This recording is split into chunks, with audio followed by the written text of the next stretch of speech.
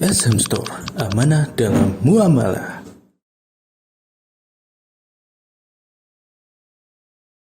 Rasulullah sallallahu alaihi wasallam pernah menyebutkan, nikmatani maqbunun fihima katsirun minan nas. Ada dua nikmat yang banyak di antara kita yang tertipu dengan nikmat itu. Kita menganggap itu bukan nikmat, tetapi kita baru sadar itu adalah nikmat saat kita kehilangan nikmat itu. Yang pertama adalah nikmat as-sihhatu, nikmat sehat. Yang kedua adalah al-faraq, nikmat waktu luang. Kita baru sadar sehat itu nikmat saat kita terbujur kaku di rumah sakit. Kita baru sadar sehat adalah nikmat saat kita dipasang ventilator. Kita baru sadar nikmat itu sehat saat kita mau dioperasi. Sama juga kita baru sadar bahwa waktu kita adalah nikmat saat kita enggak punya waktu. Kita baru sadar waktu kita adalah nikmat saat kita berada dalam kondisi sakaratul maut. Fa idza balagatil khulqum, jikalau nyawa kita sudah sampai di tenggorokan, kita baru sadar.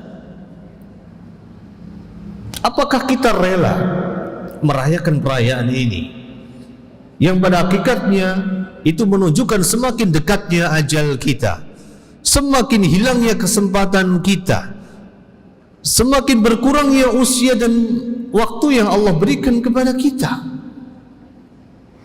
Bahkan lihatlah dulu para ulama, tidak sedikit dari mereka yang menangis saat mereka melihat matahari tenggelam.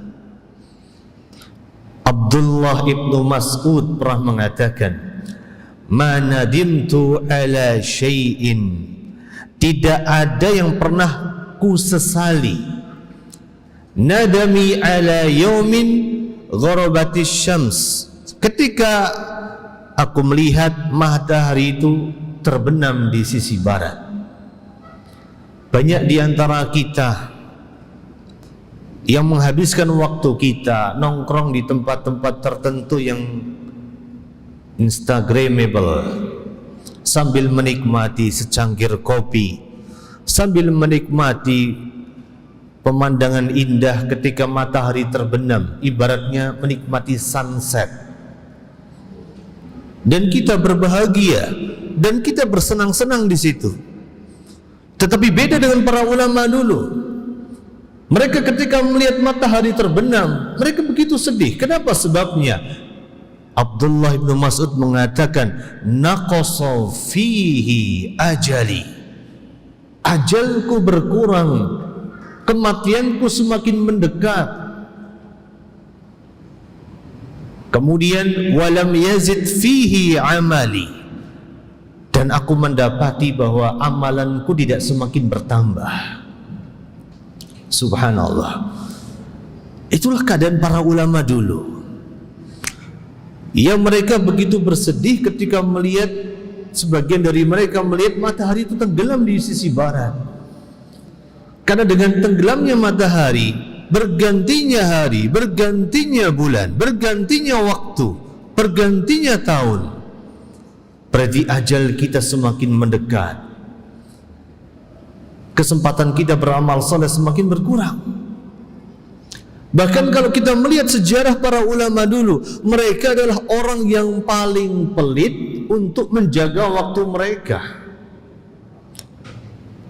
Tidak heran kalau dalam sejarah para ulama, sambil mereka menerima tamunya, sambil mereka menghormati tamunya, mengajak makan tamunya, mereka terkadang mengasah pena yang akan mereka pakai untuk mereka gunakan untuk mereka menulis buku-buku mereka, tanpa mereka mengurangi kehormatan dan penghormatan mereka terhadap tamu-tamu mereka. Lihatlah dulu para ulama, orang yang paling menjaga waktu mereka. Bahkan disebutkan oleh Ibnul Qayyim al-Jauziyah bahwa Majduddin Ibnu Taimiyah apabila dia masuk ke dalam WC, Maka dia berkata kepadaku, kepada salah satu cucunya, bacalah buku ini untukku dan keraskanlah suaramu sehingga aku bisa mendengarkan apa yang kau baca. Bayangkan, masuk ke dalam WC saja, masuk ke dalam kamar mandi saja, sebelum masuk ke kamar mandi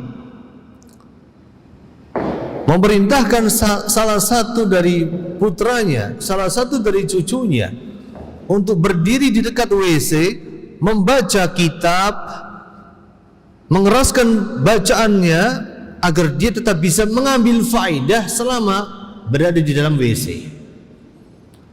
Beda dengan orang-orang zaman sekarang.